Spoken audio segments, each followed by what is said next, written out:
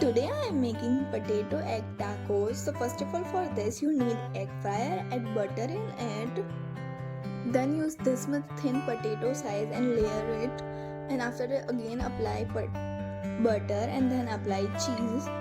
Keep it in air fryer 200 Celsius and 20 minutes. Once it's ready, apply mayonnaise, mint chutney, tomato ketchup and Szechuan sauce. Then add boiled egg slices, tomatoes, cucumber and chaat masala and turn it and your tacos is ready. Thank you for watching.